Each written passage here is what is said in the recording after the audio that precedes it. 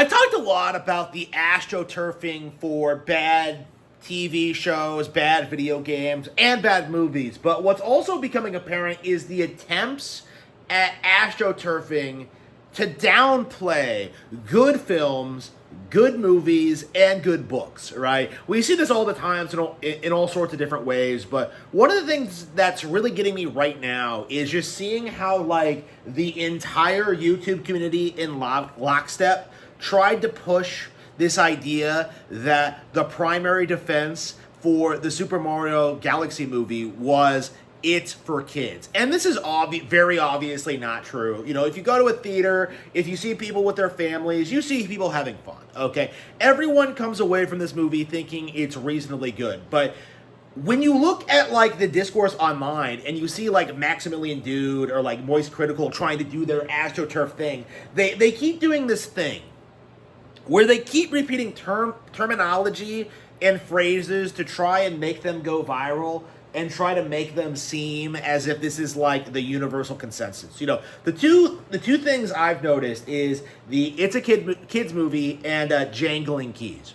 You know, like, those are the two big, like, talking points right now. And obviously this is like an attempt at trying to control the narrative, you know, on both sides. You know, the idea of downplaying this movie by saying it's just for kids, or by saying it's like a bad movie for kids because it's just like, oh, you're just jangling keys. Oh, like, again, there's no real thought or consideration put into, like, the discourse of this. Like, it's just an attempt at controlling the narrative. And I feel as if this attempt has already fallen apart. Because, you know, I didn't even watch the Moist Critical video. You know, I saw people try and, like, I saw bots try to, like, promote it, and I'm just like, blocked. Like, I'm not watching that bullshit.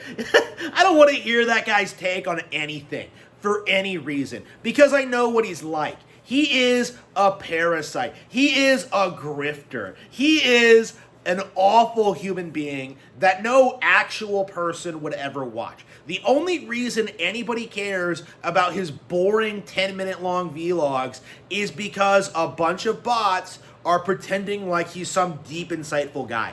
He isn't. Like, Moist Critical fucking sucks. And I don't want to see his face ever. His room sucks. His videos suck. His takes suck. You know, this guy is a complete nobody, and I'm tired of seeing him. So, like, the other thing we've seen is the whole it's for kids angle.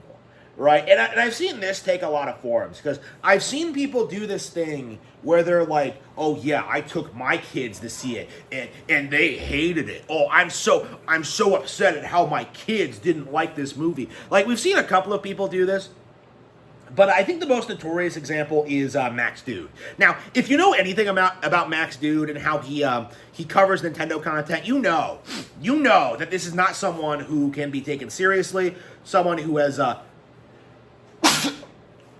who actively pushes agendas when it comes to how, like, Nintendo products are, like, received and viewed. Like, I remember when he was watching the Bayonetta 3 trailer, and he was trying to tell people, like, oh man, guys, oh, I can't wait to emulate this on a real machine. Oh, like, you know, Max Dude is a dipshit, okay? But one of the things he's been doing for, like, the past couple of years is that after his clickbait dog died, he started replacing it with his daughter. So this is something I've always been very critical about, and something that's becoming more and more of an issue, is that we're seeing more and more people like Max, in order to create the illusion of, like, wholesome content creator, they're trying to force their kids into their content, which of course is sleazy and underhanded and pressures them to do things that, like, you know, that they didn't agree to, and it's just kind of exploiting them, basically. You know, it should be seen as a form of, like, child labor. So what Max tried to do is that he tried to come out and he released a statement like, oh man, even my kid was bored halfway through this movie.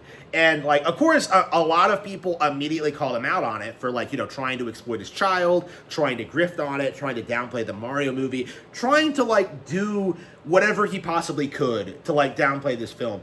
And the immediate response from the community was trying to be this thing like, oh man, you're attacking his daughter. You're attacking this guy for expressing his daughter's honest opinion. And, like, I'm not sure it was her honest opinion.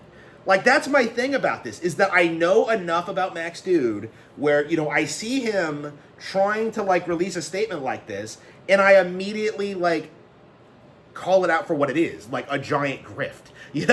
Like, I don't believe this actually happened. I don't believe that Max Dude is never going to go back and see another Mario movie. Like, I know the movie is good and that it's popular with kids, so, like, again, even if it was true, even if Max's daughter didn't like the movie, like, why is he tweeting about it? Why is he, like, trying to, like, push this angle into the Discord? Like, again, it's just a grift. Like, I don't want to hear what Maximilian Dude's daughter thinks about anything, ever.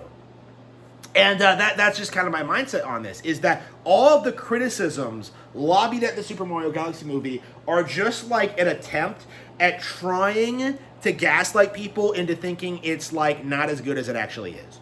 And that's become, like, very, very obvious as you see more and more, like, actual fans go to the theater, come out of it just being like, that was a really good movie.